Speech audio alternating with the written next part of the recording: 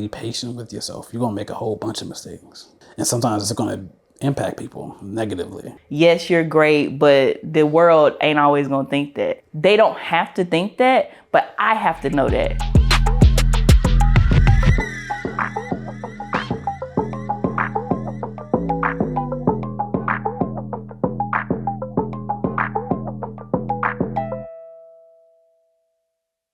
What's good, people? This is Andrew with the Rewire and Rebuild podcast. Today, I'm joined by a phenomenal guest, Nachela Knox. She is the owner, CEO, founder of Go Get Her Productions, writer, director, first AD, everything you could think of in the film world and beyond. That she is what she does. And we recently connected on Facebook where I saw a post about you transitioning into being a full-time filmmaker. So one, I appreciate you coming out here to be on this podcast, and yeah, just want to tell people, let them know who is Nachela, what's going on, and tell us a little bit about your life and your business. Yeah, absolutely. Well, thank you for having me. Sure. So filmmaking has always been a part of my life in some way. I started out wanting to be an actress. You ask my family, I've been wanting to be an actress for forever. So church plays, school, I was always acting. So when I went to college, I originally went to get my BFA in acting. Then I didn't get into that program. So after that, I was like, well, I'm not getting ready to go be a doctor or nothing like that. Exactly. So it's like I might as well just lean in. Yeah, I had to find something else that really interests me. So I got the opportunity to be an actor in a short film, and just being there and seeing the cameras and the lights and everything, I was like, oh, okay, this is interesting. So ended up transitioning my major to directing, or to film, with my concentration being in writing and directing. So from there, I started writing my own short films, started directing my short films. My first short film that I ever wrote and directed ended up winning Best Short Film. Yeah, and then they screened it in Atlanta. So you say they streamed in Atlanta? Yeah, they screened it in Atlanta. That's fire. That's fire. That was awesome. And from there, it was just like, okay, like I really want to do this filmmaking thing. So once I graduated from college, I became head of film at G. Davis Productions in Winston-Salem. So I did that for about a year. Dove right in. God. Yeah.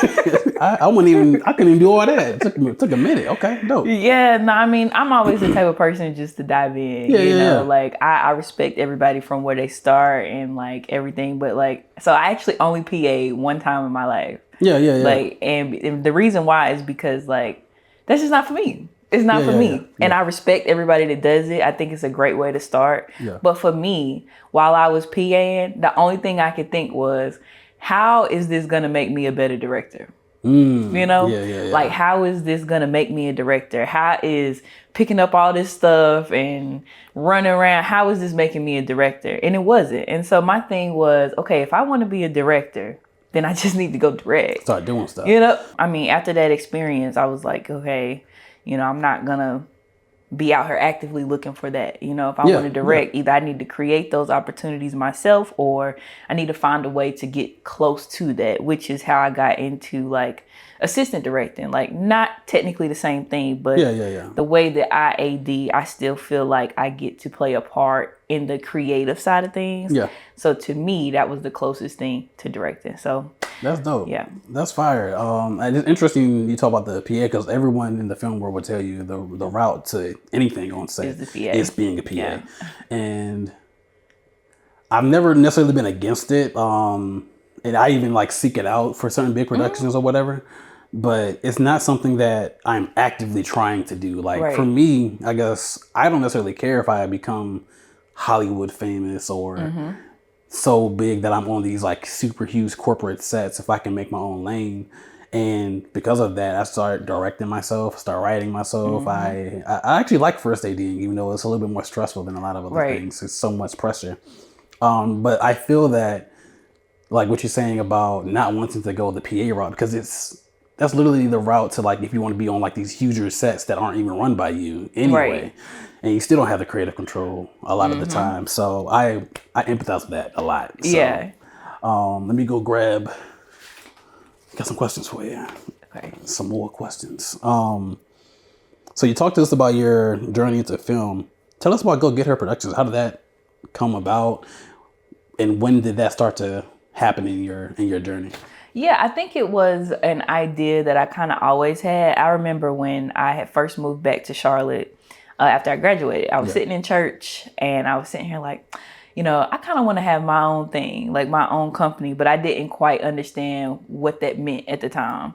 So when I got to work under G. Davis, I got to get that hands-on experience. I was the one making budgets. I was the one, doing these crew contracts. I was the one that was managing everything. I was the one that was handing people their checks. So I got the experience of like what it was to run a company.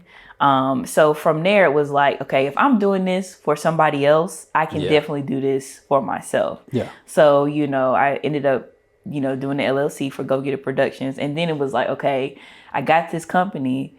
What I'm going to do with it, Oh, you started backwards then. Yeah, that's me. I'm just going to go do it. Yeah.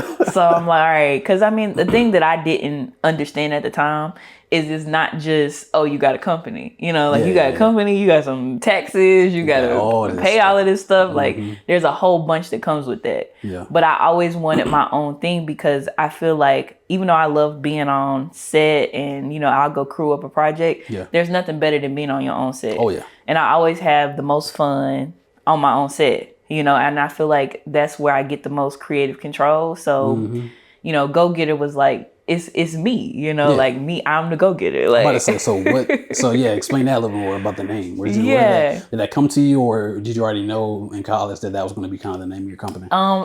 It started out, at first it was just my name. So it was just like Nachela Knox. Yeah. But then it was like, I wanted something a little more catchier. So me and my producer, we brainstorm a lot. So John Black, we brainstorm a lot and we just started throwing out names, and people used to always say like, oh, she's such a go-getter. But then we were like, okay, a play on that would be to spell it with an H.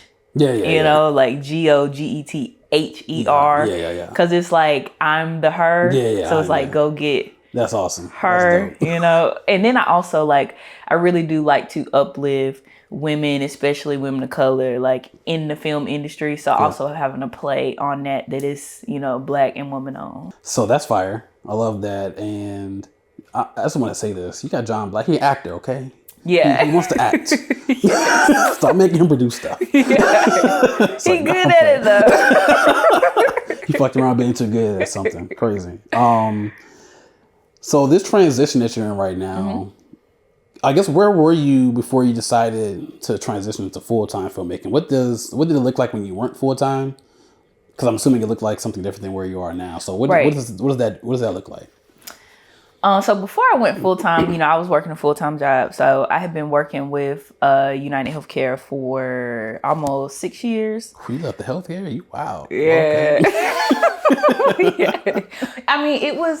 It was a good job. Don't get me wrong. Sure. It was a good job. It paid my bills. And I had a lot of flexibility. Like the department that I was in, I was salary. So I could just get up and go. As long as you get your job done. Yeah, and my manager was super chill. They all knew that I did film. So if I was like, hey, I'm getting ready to go film for a couple weeks, they was just like, okay. But of course, it's not creative. And corporate changes all the time. So it's like, yes, the job was cool, but it's mentally draining. It's mentally draining to get up every day and know that I got to go sit here and talk about insurance that I don't care about, or act like I'm for something that I'm really not, or just put on a face to deal with people where United Healthcare is their life. But it was it was never my life. Right. It was just something I did so I could make some money and pay my bills. Yeah. So the transition is before, or maybe a year, 2 years ago, I had to always actively try to be involved in film. Yeah. And now it's that is my everyday life, whether I try or not. Every day I talk about film in some way, shape, or form, whether it's just normal conversation, whether it's a business meeting or whatever.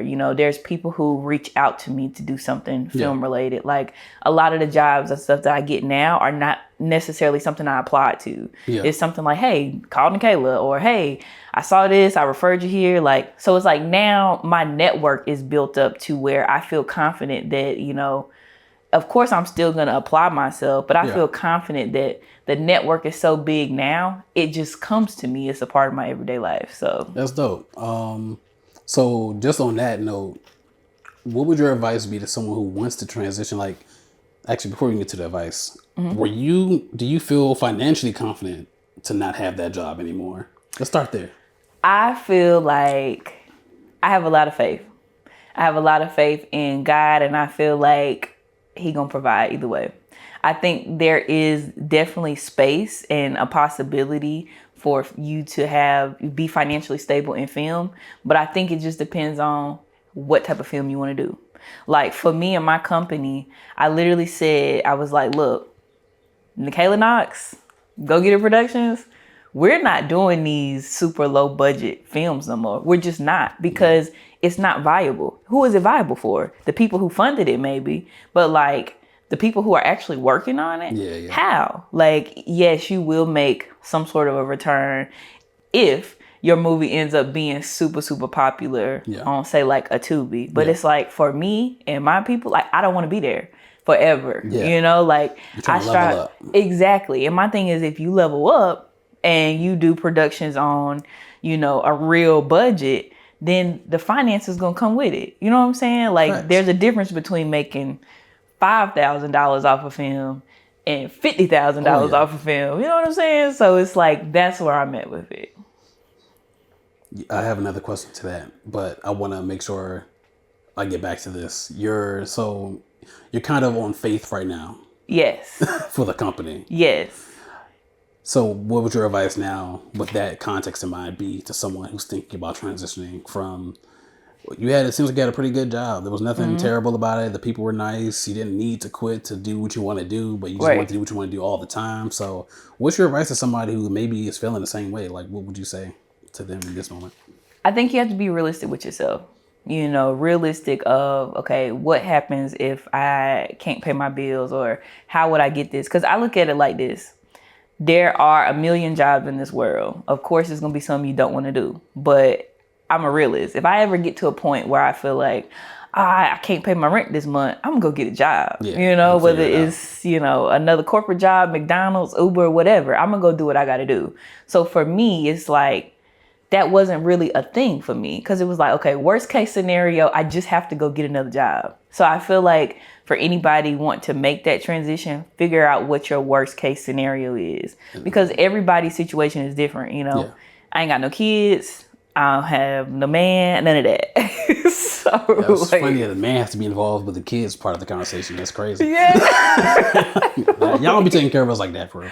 I was just saying, you know, like, I don't have as much responsibility as somebody else might have. So like, I feel like I'm able to go out and take those risks. And the other part of it is what is your network like? You know, like, again, my everyday life is film, whether I consciously try to make it that or not. So it's like, if you're spending your days and you're not doing nothing film related, you probably don't want to quit your job. You know what I'm saying? Like, if you don't have a network of people who film, and people who not only film, but people who film on the level that you want to be on. Like, if that's not your circumstance, I probably wouldn't recommend it. Yeah, like if your job is not hindering your film progress, you probably don't need to quit. It's not that. It's just like, if your job is the thing that's stopping you creatively, and it's something you don't necessarily need financially, then I would say go for it. But make sure, I feel like the network of it all is almost more important than the finance part of it. Yeah, and how you feel. So you have to make sure that there's some systems already in place so that you don't immediately fail. It takes a longer time to either succeed or have to go to plan B. That's dope. That's fire. And there's always lessons in all these kind of failures too, that are, you know, hard lessons, and these things where you don't succeed. Like for me, like, this is where we are. This is where I work. This is in this space, right in that little corner over there. And like, I've been learning, it's been about almost 8 years now since I started my business. And I mean, this is kind of where we lay. The world, God, universe, whatever you believe in, it breaks you down until you have no other choice but to, there's no other way but up, I guess, from there. Right. And I feel like no matter where you are in your creative journey, you that happens at a certain point, and it looks different for everybody. It might not be you losing your house or your car or anything like that. It could look different, but when it happens, your whole mentality shifts because you're like, I was stressed out about these things, but now I understand I can't control it. Exactly. So what is in my control? What is within my control? What can I do about it? That's all you focus on. And that literally starts to level up your business, starts to level up your own self-confidence and things you're doing. So I appreciate you for saying that, like, because people need to know, like, you can really feel that you want to do this business thing, especially creatively, but try to have something in place that would make it make sense before you take that leap, if you can. Some people, they just gotta risk it all. Right. See what happens. So, right. What does being an intuitive storyteller mean to you? Yeah, so I feel like I operate off my intuition a lot. So when it comes to being an intuitive storyteller, to me, it's like, we're doing a comedy, right?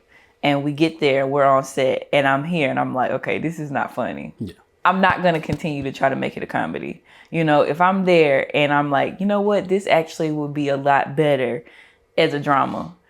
It's just a switch, being able to really assess situations for what they are and then move based off of that, or be able to determine the small things that might make it a comedy or make it a drama, whatever it is, and really being able to operate off of that. I'm not one person to kind of like stick to a script unless I have to, like if I wrote something, I know what it's supposed to be, but I'm also a realist. So especially if I'm doing something and we don't have the budget to do it the way that it's written, or something crazy happens, the actress drops out, or you can't get the location or whatever, it's like, okay, now I need to operate on that intuition of being like, no, we need to go a different way, or no, we need to adjust here, or hey, I know it don't make sense to you right now, just follow me, just do this. Just do what I'm just...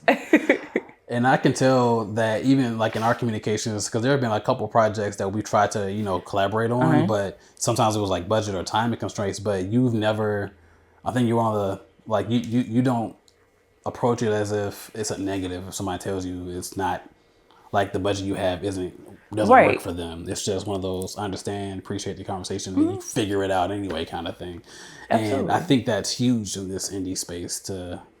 Even with my directing style, whenever I do direct, it's like you get on set and things just naturally adjust. The set kind of tells you what it wants to do. You can write, you can plan, and then when you get on set, the set tells you, all right, this is how I want to go, though. So what are you going to do about it? So you can either fight it and then ruin the whole production, or you kind of go with the flow of it all. And it comes up with something like dope every time when you just let it be. So. And then like, it don't help nobody to be negative, I really do try to be a positive person. I think if you follow me, I post quotes pretty much every day. Like, because I feel like positivity and all of that is necessary, especially operating in a space like this. You know what I mean? So when somebody say no or something like that, it's just like, okay. Yeah, it is what it is. Like, okay, because I get it. Everybody got to eat and everybody know what they can and they can't do. Yeah. And I would much rather somebody tell me no than to agree to something and then hate me later. You know what I'm saying? Like, she gave me this low budget. Like, no, you could have just said no. Exactly. And I think that's huge. And since we're talking about like kind of positivity, there was something else we talked about on Facebook that I wanted to dive into. We were talking about people who function while either depressed or having like depressed symptoms, or high functioning individuals. And when you made that comment, curious, so was that coming from like a personal space to you, or a space where you've seen it affect others, where you can tell that they're dealing with stuff, but they're just so high functioning at the same time? Right. You have to break that barrier to get to what's actually going on. So I feel like it's a mix of both. I know personally for myself, that was me working at my job. Like, I'm here, I'm getting up every morning, I'm doing my job, and I was pretty good at my job too. Like, I had gotten promoted pretty much almost every single year that I was there. I had gotten like rewards or awards, and, people thought I was pretty good at what I was doing. But at the same time, nobody knew that, while I'm sitting here at this job, I woke up in tears this morning, or while I'm sitting here at this job and you're telling me how great I am, I'm over here like, oh my God, I can't stand being here. Or nobody knows that, or like even on certain productions, like being a woman, especially being a Black woman in the film industry, can be very hard, especially when with me, I do a mix of things. Sometimes I do, non-union projects. Sometimes I do union projects. Sometimes I do super low budget projects. Sometimes I'm on higher level projects. And it's like the higher you go, it can get more taxing because now, and it's like you're not even dealing with it like, oh, like I have been on a production and people have emailed me and was like, oh, like, can you send me your resume? Can you send me my credentials? And I'm like, but you didn't ask nobody else that. So why are you asking me? I remember the first time in my creative journey, somebody asked me for a resume. I was like, what is a resume? I haven't done those in like 5-6 years. I don't do resumes. Here's my portfolio with the links to shit. So, but my thing is like, why did you need to validate me? I'm already hired, Here. You know what I'm saying? Like little things like that. So I think it can be. You were hired already? I was hired already. So who's that? Like, okay, I must have missed that part. Yeah, that's what I'm saying. Like so, as a woman, as a Black woman, like you will get tried in so many ways because people will try to invalidate that you are here for a reason. You know what I'm saying? And it's like there's another side that I feel like people don't really know or is not brought up a lot. So, I mean, you'll get it from all ends and that can really weigh on a person. And especially like for me, like I know I work really hard and I've always been a super hard worker. But I think what people don't see is like there's such an emotional side to it too. And I feel like I try to do really well of keeping that under control. But like the people who really know me, like they'll tell you like, yeah, it's sad girl season out here, like from time to time. And like, so especially when I was working, it was like having all of that. Plus I got to get up and do this job. I know I don't want to do. Exactly. And it struck me when you said that because I even talk to my wife about this sometimes. And like she'll see instances where I'll just be like, just quiet or something, or just kind of be reserved or for whatever reason, I'm just not here in the moment, not present in the moment mentally or whatever. And for the longest, I kept telling myself, there's nothing you can be sad about because I haven't been through X, Y, and Z, whatever that looks like, whatever that trauma looks like that I assume I'm supposed to have been through to feel sad. It doesn't make any sense when I say it out loud, but it's how I feel. I get it though.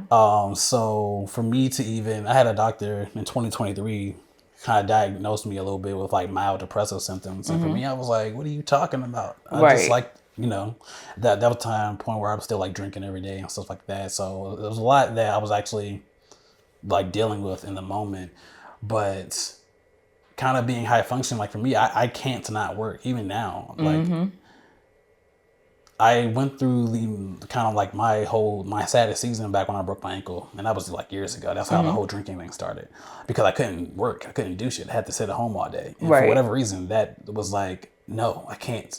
I need to do stuff. Since I can't do stuff, I'm literally like sad every day, all day. And I don't think that hasn't really changed. Even with I have like 3 kids. I'm still, we're in a position now where it's a little bit different, but I still actively, it's hard for me to sit still. It's hard for me to come home and just sit there and do no work and just be present with my kids.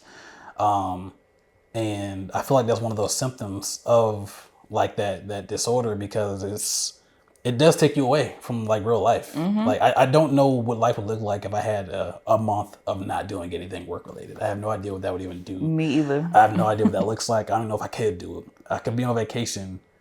The best thing I did when we went on a cruise is we didn't buy the internet package. So like if we do that, I'm going to be on my phone checking emails and responding to them. That was the best thing I did. That was only 3 days though. I could do 3 days. And I'm the same way. Like I always have trouble like just not doing anything. Like when I'm not doing nothing, internally I'm like, something is wrong. Like, oh, I'm failing now. Like I'll have like a couple days of no work needing to be done. And I'll be like, what? See, this is why you're not rich now. You're sitting down, you're watching Netflix, you're eating this dumb food, whatever. Like it is immediate. It doesn't take a while. Last night, I was like, I'm not gonna go to the office tonight, and when I'm gonna get home, we're not gonna watch TV. We're just gonna sit here and just be in each other's faces. I was stressed the entire night. It's crazy. I was like, So I overstand the whole trying to be super high functioning, but it takes a freaking toll at some point. Like when I finally laid down and calmed my brain down, it was like then I finally relaxed and shit. It's like, oh, this is what you've been looking for all night, just to chill. And I think that especially for creatives, business owners, like I honestly think, why do I do this business shit? It would be so much easier as a freelancer. Because then I want to deal with all these other things that I feel like I have to pour myself into all the time. So all that to say, I agree with where you're coming from that. It's hard out here. Yeah. No, it is. I mean, especially for me, like I'm such a high achieving person that the bare minimum is never enough for me.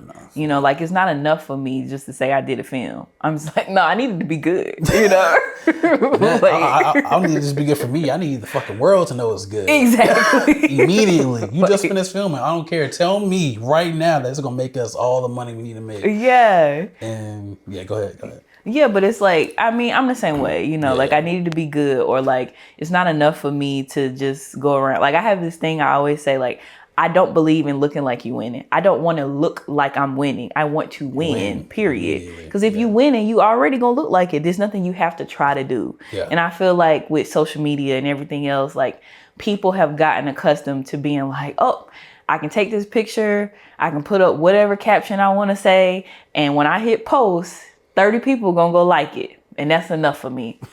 I am not that person. No. Like I promise you, like that just grinds my gears so much. Sure. Like don't front, just do it. Yeah. I was just telling Mimi I was scared about doing this podcast in here because I was like, it's a garage, it feels unprofessional, but I'm like, this is just where I am right now, so we gonna fucking do it. But it's like, even to your point, like it's not like I walked in here, you had one camera, no sound, no lights, and was like, yeah, we doing it. We're just gonna do stuff. No, like it's still a professional setup. You know what I'm saying? And like I respect stuff like that because I'm always willing to meet somebody where they are. But it's like, just don't try to front me, you know? Like, don't lie to me. Yeah. Throw some effort in there.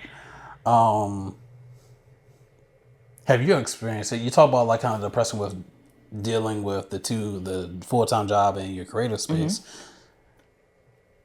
In the creative, like, have you dealt with burnout before? And if so, what does that look like? How'd you kind of come out of that, of feeling overwhelmed by all of the things you have to do? I have definitely dealt with burnout before. I think for me, it was like more so on the creative side because I know the level in the space I want to play in. It's like, okay, so how do I get there? Yeah. Because as I'm sure you know, like, especially in the film industry, everybody love to gatekeep. Oh my God. You know? Just finding out what to charge is insane, but go ahead. Yeah, like, you know, asking people, like, I have a thing where I'll ask people, I'm not asking you to, you know, give me a key. I'm just asking, where do they sell the keys at? Yeah. You know? Like, help me. Like, you ain't even got to tell me which one you went to. You can send me a list. Yeah. You know, like, that's all I'm asking for. Yeah. And, you know, people they don't want to do that. They don't want to do that. And I used to get extremely frustrated by that, especially because, again, I crew up a lot of projects. I have been AD on a lot of projects. And I know when I AD, like, I go super hard. Yeah. So, like, it can be very frustrating knowing that, hey, I came up here and I made sure that your project got done. And you won't even tell me where I can go get a key. Yeah. If I wasn't here, your project wouldn't have got done. Especially, like, I have sat and watched people who, you know, don't have the level of education that I have, don't have the experience that I have, don't have the, like, talent that I have. Yeah. I have watched them been handed opportunities from those same people that I went and made sure that their project got done. And it's like, you know, when I say that to them, everybody looks at me and it's like, whoa. And I'm like, no. Don't do that. You know, like, don't do that. Especially when it's like, I could have come and not put in half the effort that I did, but I did. So why is it that I can't get a key? You know what I'm saying? It's insane because you have the whole indie space is a group of people who claim that they want us all to, like, you know, evolve and be great. But no one wants to talk about just the shit that you have to do to get there. Like, for me, like, I've done so many indie sets, but I haven't seen what, you know, like Hollywood or even the union sets really look like, how they operate and whatnot.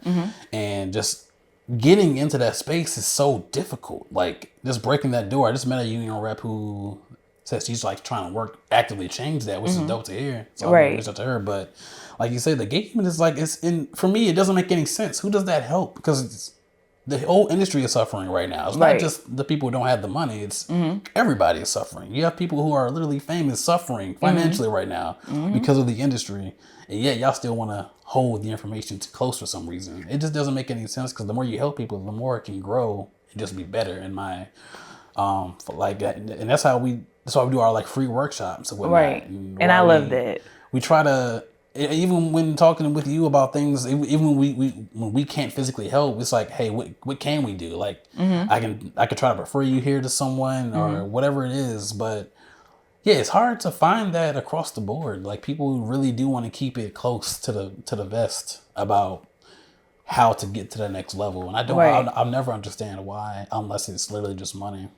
I feel like it's two things. Number one, to your point about everybody struggling on all levels, I think it's like almost a survival thing. Yeah. You know, like, oh, I can't tell so-and-so about this opportunity, because what if they go and then they hire them and don't hire me no more? Yeah. You know, I feel like some people think like that. And then the other part of it too, which I like to hold on to, is it's just because I'm that good. Right. You know? Like, that part, rewind. You know what I'm saying? Like, literally, it's like, no, like, we know how dope you are, and if we give you this, we know that you're gonna surpass me, and now I don't want that. Yeah. You know, so I look at it that way, which is why I've always actively tried to find and create my own opportunities, because if I waited for people to give me an opportunity, I would still be waiting. Oh yeah. You know, like, I wouldn't have the things that I have. I wouldn't know the people that I know. I have done almost everything, you know, trying to find those opportunities, whether it's networking, talking to random people on the internet, whatever. It's like, no, I'm gonna go find it, because what I won't do is wait for a handout. Well, let me ask you this question first. Being a business owner, doing everything that you do you still do free work for people? It depends. Normally, I would say no, but I do have some grace, because I will meet you where you are. If it's your very first time doing something, or if you're like a student or something like that, then I will do it. But like, other than that, I probably wouldn't do it.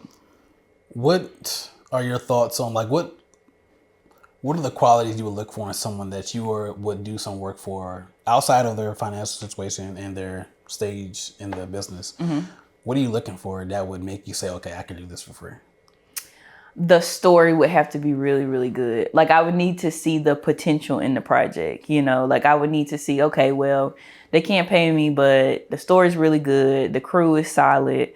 I really resonate with what they're trying to do.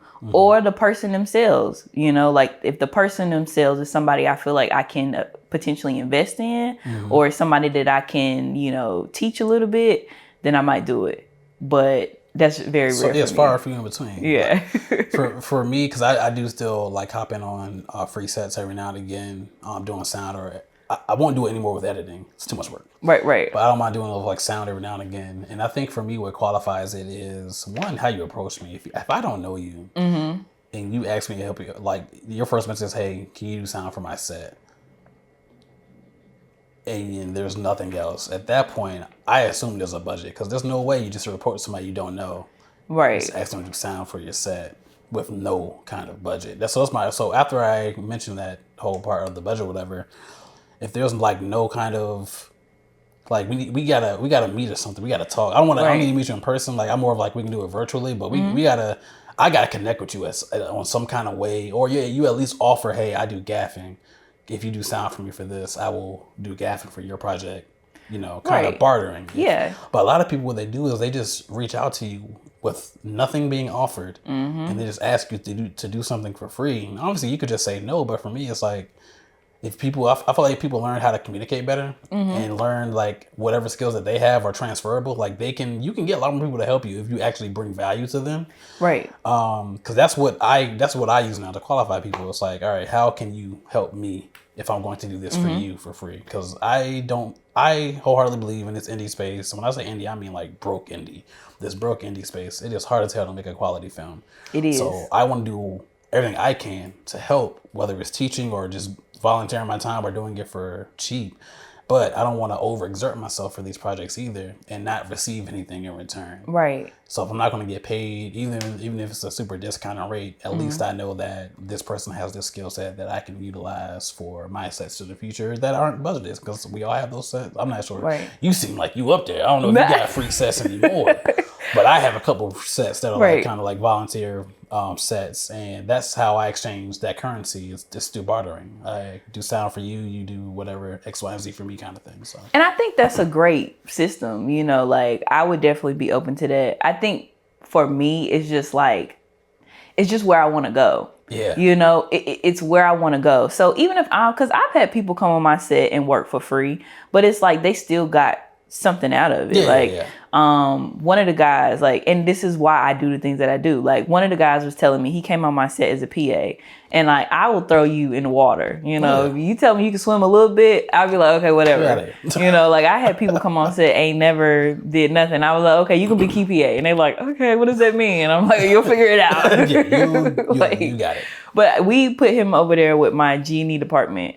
And, you know, he hit me up and he was like, Nachela, you know, I just want to let you know, tell you thank you for the opportunity, because ever since I did your project, now I'm getting, you know, paid work. And now this is something I'm doing all the time. And I couldn't have done it without that, you know. So I'm all for giving people an opportunity. And I think sometimes, you know, free is not always mean bad, you know? Yeah. Even before I got to this point, there's definitely some work I did for free. Yeah. And again, it's not that I'm opposed to it. It just has to make sense. Yeah, but you said something like, we can talk about that free work stuff all day, but you said something just now that made me think of, because I have a coach and a sales mentor now, and you really got to decide what is the end goal for you. Because if my end goal is simply just to make indie films better, then yeah, I could do free shit all day. Right. But that's not my end goal. Like, my end goal is bigger than just indie space. It's not even just about creating films at this point. I have a whole another nonprofit I'm forming. I'm doing a lot. There's a whole bigger vision behind this.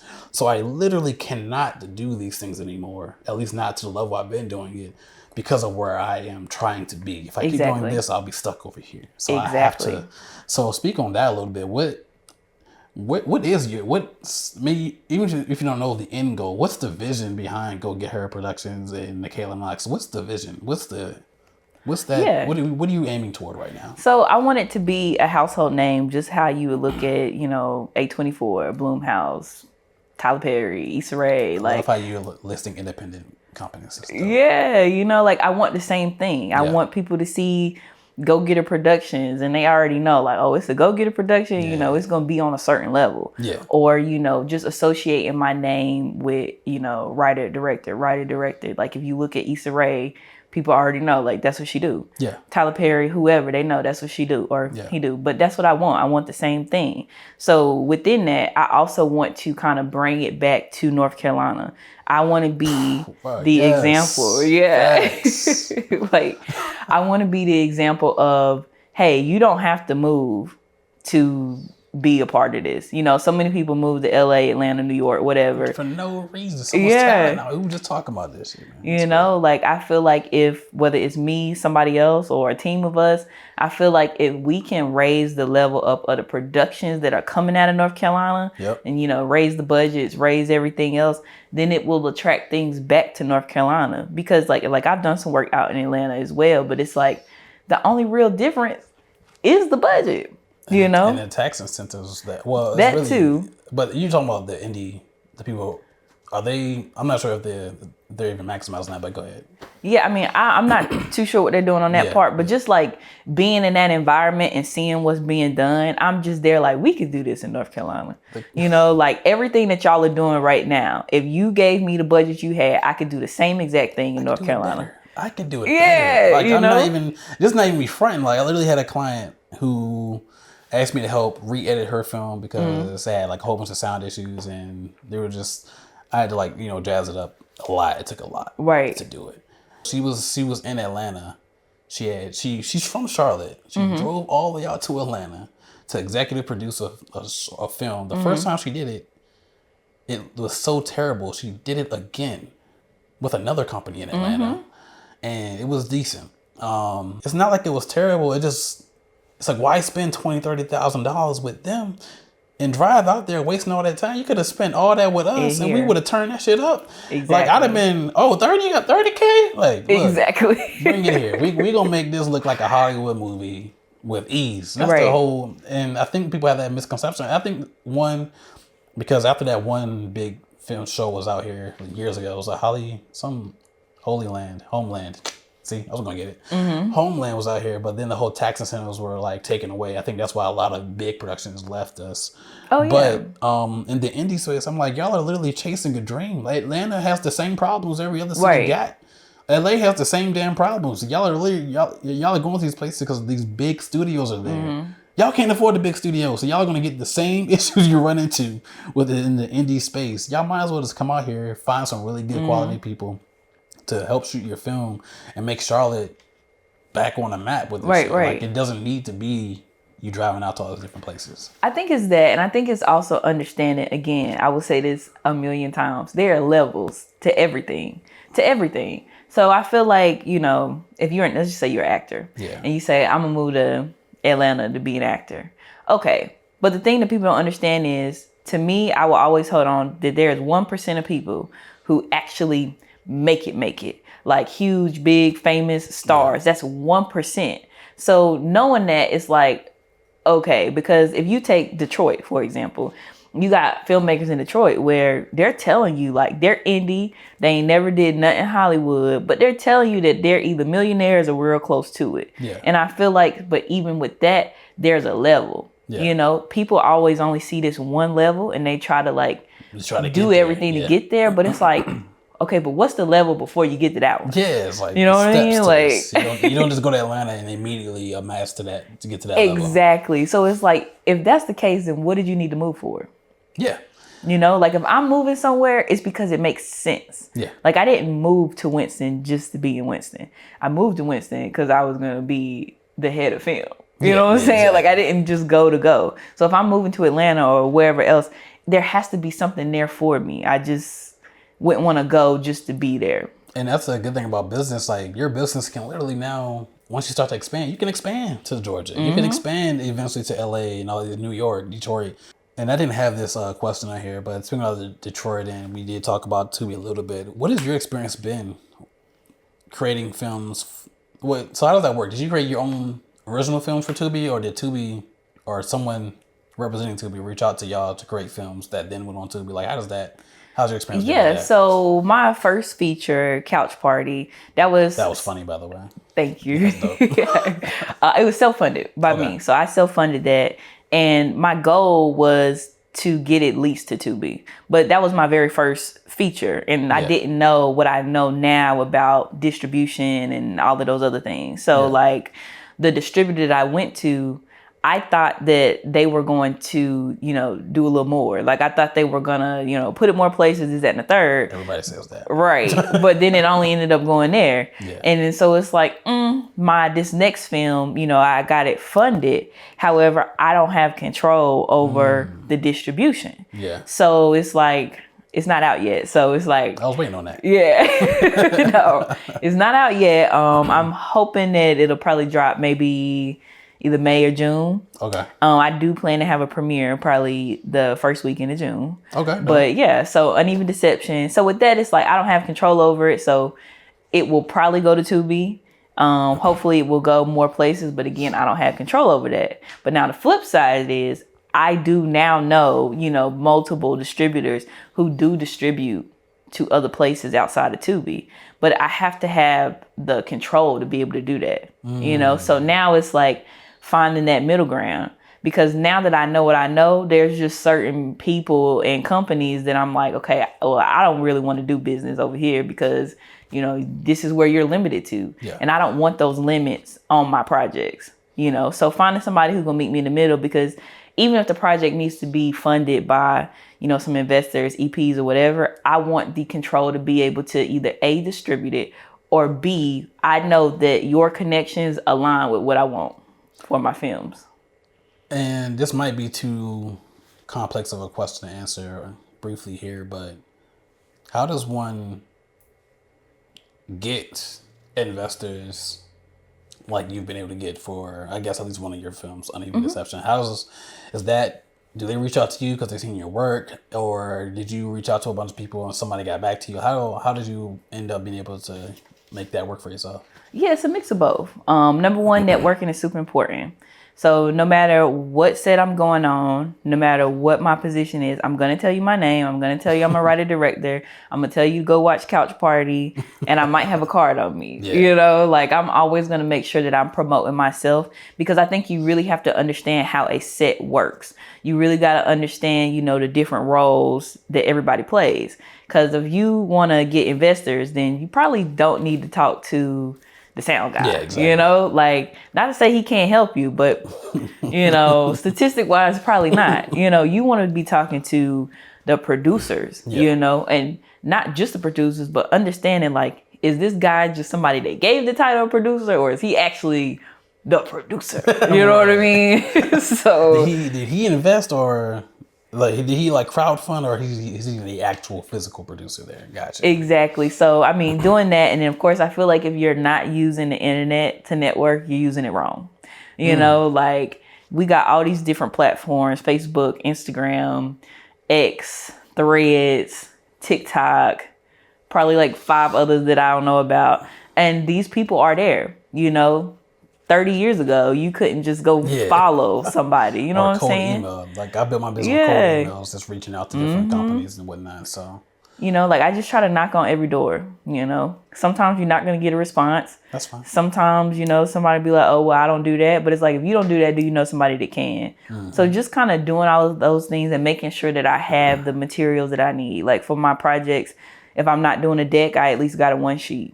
You know, I got an outline. I got things ready to send. It's not just a thing of being like, oh, hey, I can you film a movie? No, it's hey, I got this, and that. I can send you this. Here's what I'm offering. Here's what I did before. Here's a link. Here's these references. Like, I want to make sure that I'm presenting myself in the best light so I can get the best outcome. That's fire.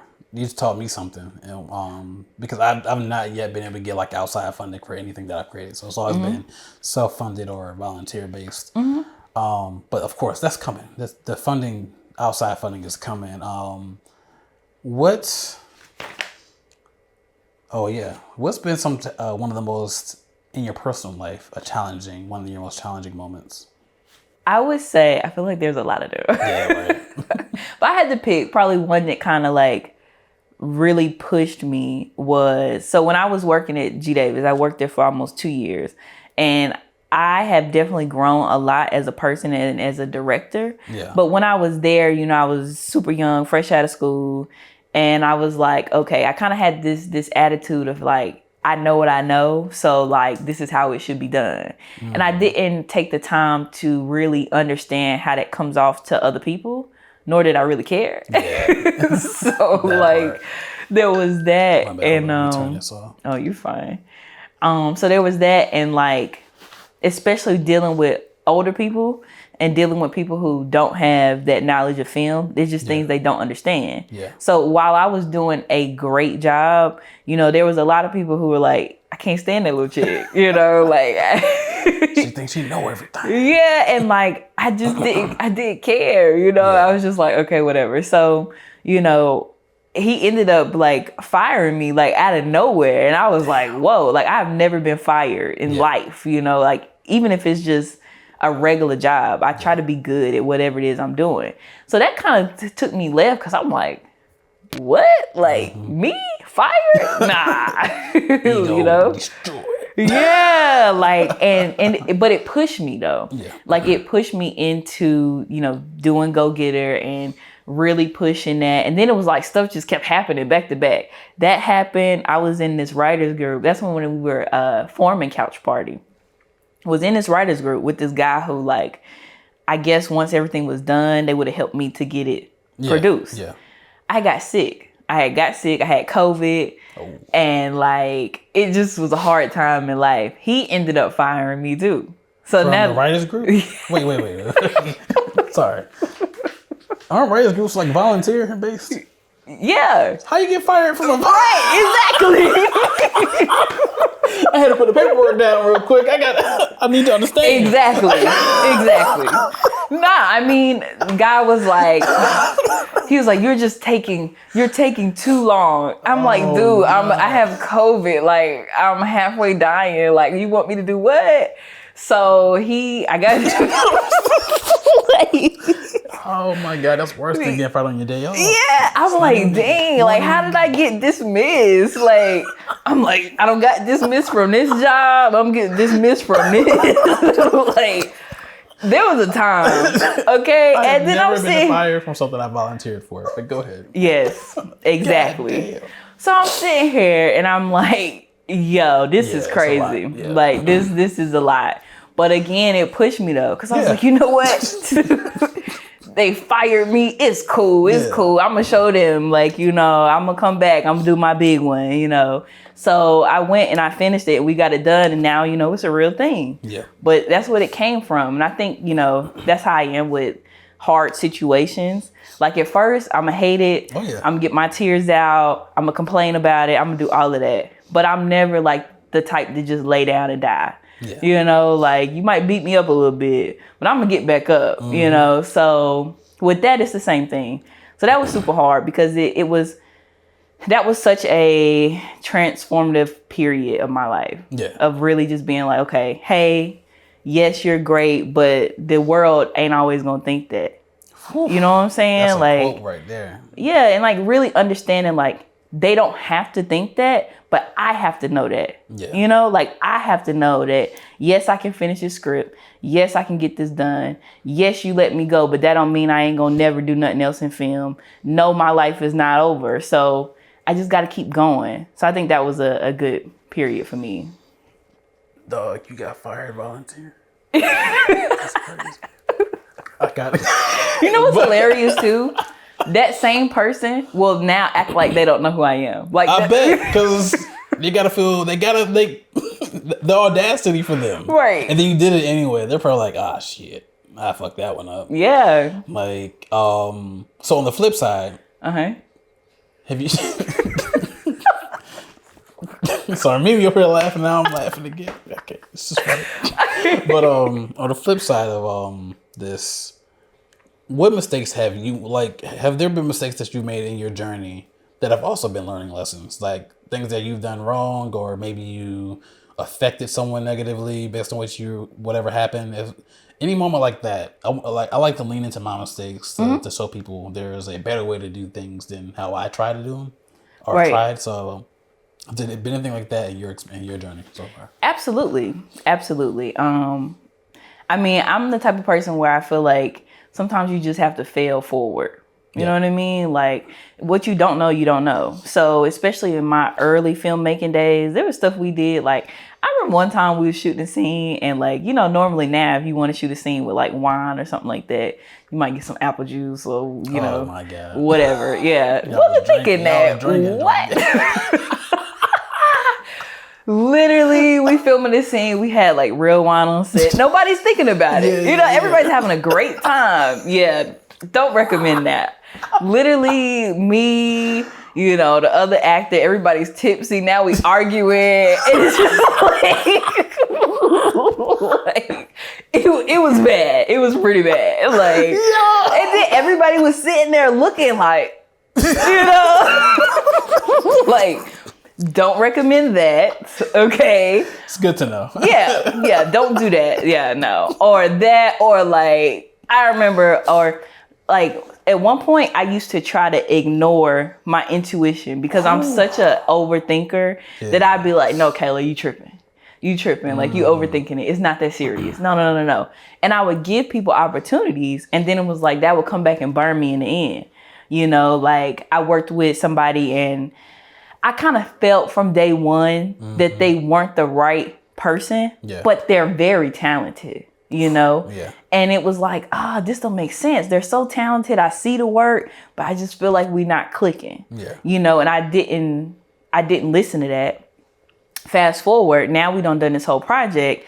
I done paid you this money and I'm not happy with what I got, you know? And I can't get my money back. We're not going to go reshoot it, you know? So it's like, dealing with stuff like that, or not really understanding smart budgeting. Like it took me a couple times to understand smart budgeting, because sometimes, like, especially coming from a space like film school, this, that, and the third, you just know, like, oh, well, this is what the typical rate is, blah, blah, blah. But it's like understanding, like, hey, even though that might be the standard, you can't do that if you don't have the budget for that. So, like, really learning about budgets, really learning about how to maximize locations and things like that. So yeah, and that intuition piece, like I was just telling people the other day, like my intuition is never wrong. The choices I make about it are always wrong. Mm-hmm. Right. Like whenever I don't trust my intuition, that is me making a mistake. Because, and also it also gets confusing because intuition and fear feel the same. Yes. It feels similar, I should say. It's not exactly the same, but it feels the same, which is why I think people need to get more into like journaling. I need to get more into journaling because you can start writing out what you feel to separate the thing. But like I was in a meeting a couple years ago, and they want us to like film these basketball games, like almost like live streaming basically, like basketball games or whatever. In the meeting, I'm like, oh, this sounds like another person who's going to say they're going to pay us but not pay us. But I was like, no, I'm working with his friend. I've been justifying it in my own head. Like, nah, it'll be fine. Long story short, we lost $4,500. We did about $4,500 worth of work over a couple of days. I brought in different people to help out and whatnot, and they never paid us a thing. And I was like, that's only one. I've done this dozens of times where I don't trust what my gut is telling me in the moment. It's literally never wrong. Never. And if you are confused as to whether it's intuition or fear, just start writing it out why you feel the way you feel, because you'll start to it'll bring clarity to, is this me knowing that something is probably right, like I'm in danger almost, like I think intuition is like literally just telling you you're in danger, you need to stop doing whatever it is that's making me feel this way. And fear is just like you just don't want to because you don't, it's like unknown or whatever. Yeah, I think for me though, like sometimes I have to separate my feelings and the facts, you know. Because you can feel a lot. Yeah. You know, I can feel a lot of things, but it's like, what's actually true? Yeah. So like when I have those moments, I just think like, okay, let me list out the facts. Yeah. You know, like I had a situation where I was looking for a makeup artist for one of my films. And, you know, this girl came, she was like, yeah, you know, I can do it. And I'm like, oh, okay. And at first I was like, okay, great. You're going to work the rate. You say you're a makeup artist. I look on the page. She obviously do makeup. Then my intuition was like, wait a minute. But does she do film makeup? Yeah. So I'm asking these questions and she just kind of giving these vague responses. And I'm like, I don't think you do film makeup, you know, like I put it in a group text. I'm like, yeah, you know, you need to ask about this, and that. And she's like, oh yeah, okay. And you know, she was in the text and I'm thinking she's gonna be like, hey, you know, you got any skin conditions, blah, blah, blah. You know what she said? What? Hi. I said, oh no. I said, man, we can't do this. Because at one point I would have been like, no, Kayla, give her a chance. You know, maybe she just shy. You know, like I would have came up with 11 reasons why I didn't need to make that decision. But it's like, no, here's the facts. The facts is I gave this person an opportunity. They didn't deliver. They can't show me this. And they didn't prove themselves. So it's like, boom, that's the facts. My feelings don't have nothing to do with that. And you know? The thing is, your feelings could also be right. Doesn't matter. The facts tell me this. Right now, I cannot move forward because of these things right here. My feelings don't matter in this situation. Exactly. Right? So that's, you teaching me stuff. I thought I was going to be kind of consulting you. I might pull up my pad and pen, start writing everything down you say. How do you manage your mental health while dealing with running a business, dealing with all these different people you have to interact with? How do you take care of yourself? I always try to laugh. You know, like comedy is one of my favorite genres. Yeah. But in life, I try to laugh, you know, whether it's watching something silly, whether it's calling a friend, like I always want to laugh. I need that, you know. Yeah. And also having people around me who just understand me, you know, whether it's my best friend, whether it's my producer. Like if you talk to John, we bicker back and forth with each other all the time, you know, but that's kind of like. You keep putting him as a producer. He is an actor. John, my guy. Tell Nachela you an actor, bro. God damn it. Yeah, but it's like, you know, people that really know me, like, we can have those candid conversations. And like, that's always important. That I pray a lot, I feel like probably over the last year or two, like I've probably been on this super faith journey. Like church and all of that has always been a part of my life. Like I grew up in the church, but I feel like I had to find my own understanding, and I had to have my own experiences with God to like really be able to rely on that. Because there was a time where, I might have been super frustrated and been like, oh, okay, I'm going to go take a shot or whatever. But it's like, that's temporary. You want to do now? Like now if I'm super frustrated or something, I'm going to pray. I might go watch me a good Christian movie. I'm like, because I need that positivity. Like I need to feel uplifted. And you can't always do that from like drugs or alcohol or whatever. You literally can't. Alcohol causes more of that. That's the problem. Exactly. So exactly. Yeah. I was just telling, like, do you believe in like the power of the tongue as far as speaking things into existence? Absolutely. Absolutely. A big believer of, the law of attraction. I remember I was either my sophomore or junior year in college, and somebody had introduced me to like the law of attraction. I'm trying to think of the name of it. It's on The Secret. Something? Oh, Secret Laws of The Attraction. Secret. I don't know if it's still on Netflix, but it was on Netflix at the time. And it was a documentary just basically about the law of attraction and how you use it, this, that, and the third. And I've always kind of held on to that. Like I make vision boards. Like in my house, I got 3 different boards. I got a vision board, like 2025. Then I got a Nachela board, which is just like everything that I believe about myself, writer, director, producer, whatever, everything on that board. And then I got a scripture board, like all the scriptures that, really resonate with me. And I look at those boards every day. That way I always know what is true and what is not, That's dope. Yeah. I'm definitely gonna start using that, even like an affirmation board. I've never done a vision board like these. So vision boards, taking like a personal diary, taking down notes for your business, all of these things are what literally makes you a better business person. But I don't personally do it. I just know you're supposed to. It's crazy. I don't know. For me, I don't know how to just sit down. All that requires sitting down and just focusing on that one thing. And for me, I guess, and maybe you can speak to this as well, but like, how do you get yourself in the space to just sit down and do this thing that, because for me, it feels like it's not directly making me anything. I know subconsciously it's supposed to be doing something, but in the moment, I'm not feeling it. I feel bored. I feel like, I'm just going to go. I think I had to see it work. I'm one of those people where if you say, hey, if you walk outside and jump up 3 times, money going to fall from the sky. I'm going to do it, because I need to know if it was right or if it was wrong. Yeah. So it's the same thing. There was all these people who kept saying, try it, try it, try it. And then I tried it and I saw it work. In the moment, how do you force yourself to do it? Because I just have to try it. You have to keep doing it. It's like, what am I risking or by not doing it? Like what am I losing? If I don't make this board, I just don't make this board. So it's like, I might as well at least try to make the board. Yeah. And I've seen the things that I've written down come to fruition. Like before I was doing full-time filmmaking, I had sticky notes all over my work computers that said, I'm going to be a full-time filmmaker. Full-time filmmaking was on my vision board, So seeing those things happen, it's like, I know it works. Yeah. But I had to prove to myself that it would work in the first place. And I believe in the power of kind of channeling, saying exactly what you want for yourself, putting it out there, writing it down. And it's worked, like, even in my life. I think I reached out to Ty Durden. I was like, hey, I want to act in one of your projects. I want to practice acting on film. So whatever you got coming up, I'll audition. Don't just give me a role, I'll audition. And literally, from that conversation, I didn't post this anywhere. Right. 3 other people have hit me up to ask me about possibly being in their film. Neither of them may actually happen, but the thing is, you just put it out there, and God is like, "Oh, I got you."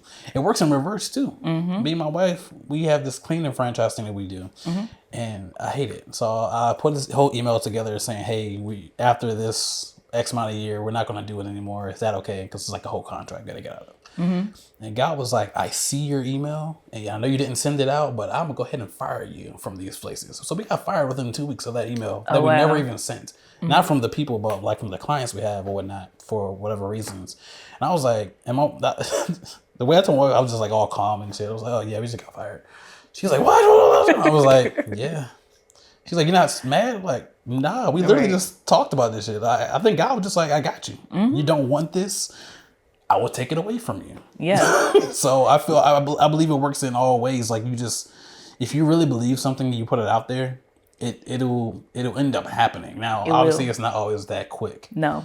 Life is never, like, right now I've been saying I want to be rich since like 2023. Here we are. I say that every year. So you still waiting on that one. Yeah. So for me, I've stopped. Like, the timing of these things are not in my control, so I can no longer worry myself about them. But I think that's the thing, though. Like, I think that is the hardest thing, but that's the thing you got to do is like really release that control. You know, like when you release that control, it takes so much weight off of your shoulders.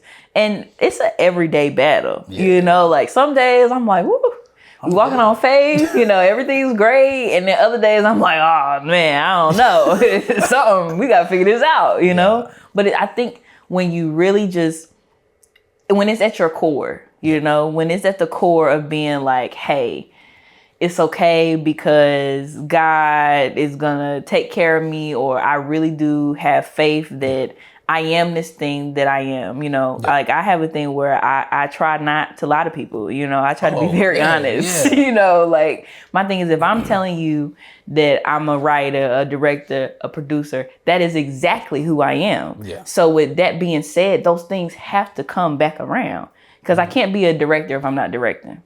I can't be a writer if I'm not writing. You know, but it's like, it just comes back around, and it's only going to get bigger and bigger. Like, I take a lot of pride when I meet people who have never met me before, but they always have these things to say, like, oh, I saw this and I heard this, and people be like, oh, I see you always working. And I'm like, well, what people don't know is, I'm like, that's just things coming back to me because I have solidified that is who I am as a person. Yes.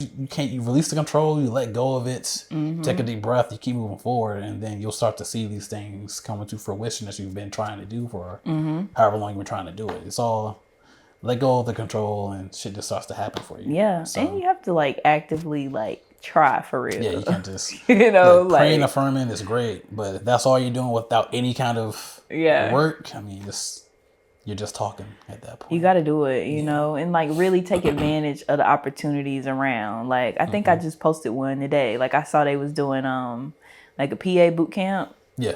I'm like, that's a great opportunity for somebody who, you know, ain't never done this before. They want to get into it, because that's the other thing that like, I'm all for doing things, but I do believe that everything does have a standard. And I have watched people say that they're doing something and they're doing it absolutely wrong.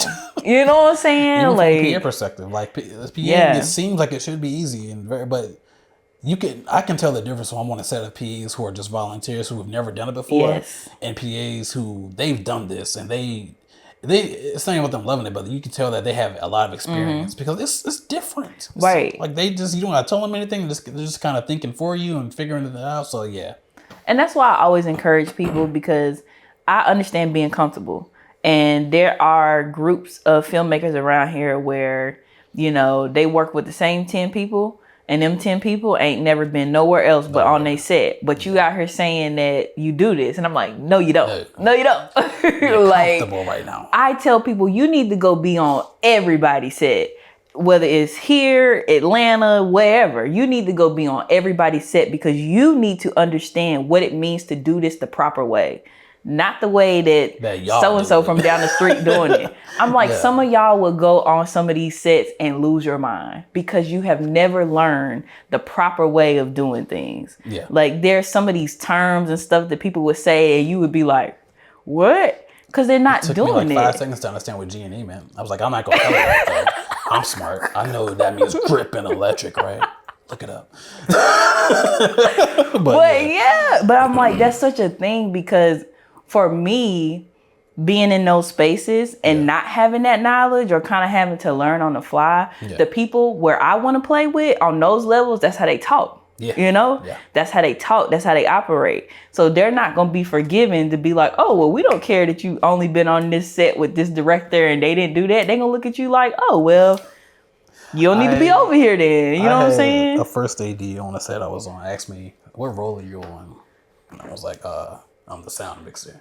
That's not what she meant. Yeah, she meant the role. But I did. I was like, what is a role? So I Googled that. I talked to my man Kelvin. He was like, that means like your media or something like that. I was like, oh, so she probably looked at me like I was a dumbass then. All right, got exactly. I promise you they do. They do though, because when you do stuff like that, it's automatically they'll put you in a category. Like he don't know what he don't know what he's doing. No matter how good the sound is, at that point he's an amateur. He has no idea, and that's how I felt. So nowadays, if I don't know something, I'll kind of just try to ignore it until they stop asking me about it. I'll figure out some way out of it.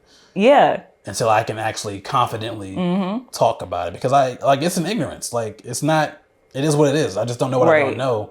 But you do want to kind of present yourself in a way that you know, fake it a little bit. Fake it till you make it. Fake it till you make it, baby. Google is my best friend. Okay, Google, chat. Yeah, like Copilot. Right. Me and Copilot locked in. Like what's Copilot? It's like ChatGPT, but just Copilot. I like that one. You know, you can ask that. You can literally be like, Copilot, what does blah, blah, blah, blah, blah mean? Can you show me an example? Or like, I think Studio Bond is a great resource. Like they got a lot of videos and stuff like that explain all of that. Because I would rather walk in somewhere and just watch the 30-minute video than walk in somewhere and not know nothing. I do that I'll literally say yes to certain jobs I have no business even doing. They'll ask me, can you hook up your camera to this projector or whatever so we can do it live? I'll say, yeah. I have no idea. I've never done it before. I assume it's just HDMI, but then I'll research it and I'll realize, it's not that simple. Right. You gotta change all these settings. But yeah, I am okay with being a little uncomfortable not knowing things in the moment. But you do gotta do your research. You got to. You can't say yes and then not deliver. Or don't be afraid to ask the question. Yeah. Like at least I know for me, even if I'm taking in somebody, I would much rather you ask me the question than you don't ask and then you mess it up and now I gotta give you the death stare. You know what I mean? Like especially my biggest thing is when I tell you, you can always ask.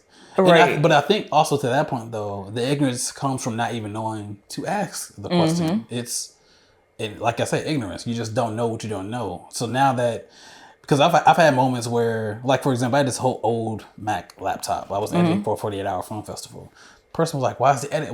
What's happening with the edit? I was like, it's exporting. It says it's going to take 4 hours. He was like, why? I was like, that's just what edits do. I don't know. Right. She was like, my computer does in like 5 minutes. I'm like, I had no idea computers could export in 5 minutes. That's insane. That sounds great. So at that point is when I realized I need to upgrade my whole gear. But I didn't know that before. I figured all editors had took 5 hours to edit, to export a 10-minute film. That was just my lack of knowledge and shit. But I didn't think to ask. Right. Is this the only way, or can I send you this stuff so you can export it so it can be turned in on time kind of thing? So yeah, I think it's, to be a little fair, it could be a little bit of ignorance too versus them actively. It can be, but I don't know. And it's really just my mindset for real. Like, because people will always do this. I'll be like, nah, I'm not using that as an excuse. Like, I think the way that I think is like no matter if it's your production, somebody down the street, a network production, I never want it to be a thing of, oh, we got Nachela and she didn't know what she was doing. Or we got Nachela and she didn't deliver. So my thing is, I can't sit there and just not know. Like, I can't sit in that space. You know, like I got to figure it out and I need to know. Like, I take pride in, you know, finishing up a production and people being like, oh, you did great. You did good. Like, I don't necessarily need that pat on the back, but at the same time, it's like, you don't have to say it. Yeah. You know what I'm saying? Exactly. You know, like I will almost look at you a little sideways if everybody don't say something but you don't say anything. Like, cause then I gotta be like, wait, is it something? What's the energy? What's the energy here? Yeah. How do you want your work to impact your community, including like other Black women creatives? Yeah. So number one, like I said, I want to be an example that, you know, you don't have to move out of North Carolina to do this and do it on a certain level. But number two, from where I'm from, so I always say Charlotte, but I grew up in Cornelius, North Carolina, Lake Norman area. Yeah. There, to my knowledge, there is no writer, director, producer from that area. So I also wanted to be an impact for Black people, especially Black women, because where I come from, ain't nobody out here doing filmmaking. Yeah. You know, most of the people I grew up with still live in Cornelius. Yeah. Or they're just, you know, working jobs to work a job. And I want to be an example that life don't have to be that. Yeah. You know, like life can really be what you want it to be, but you have to make the conscious effort to do that. You know, like just an example that you really can follow your dreams no matter where you come from, no matter who your family is, like you can do it because like I didn't grow up with a silver spoon in my mouth at all. Like I wish I had some rich parents to fund some films. Like Come on now. you know, so like really being an example of that and also just inspiring other people, especially Black women, just to go out here and do it, you know, like despite what the world is saying, despite what, you know, insecurities and things like that you may have, like go do it, you know. Outside of just filmmaking, like I done lost almost 70 pounds. Like, so I had that even growing up, like as a kid, like I was bullied as a kid, you know, like most people, when they see me now, they're like, oh my God, like, cause it's just like never, you know, like confidence, like it even exists without you even speaking. Exactly. So, I mean, I had to really grow into that. So I would just want to encourage other people to walk in their confidence and really find yourself so that you can present your best self to the world. That's fire. Before we close out, is there any question or two that you might have as you embark on this journey of being a full-time filmmaker? Whether it's to me about business or personal or just generally any questions you have. If you could give me 3 tips, what would they be?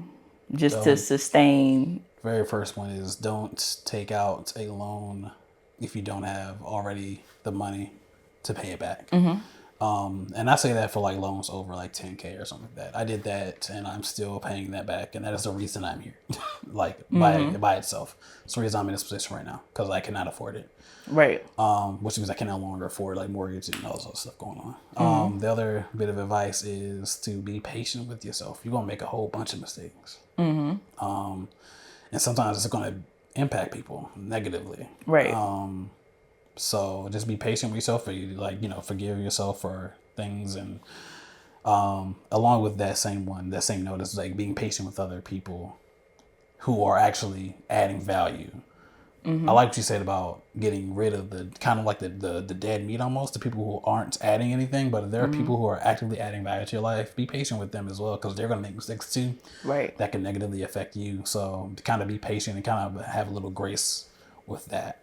And the last one is literally just keep fucking going. Like you said, keep filming, keep creating.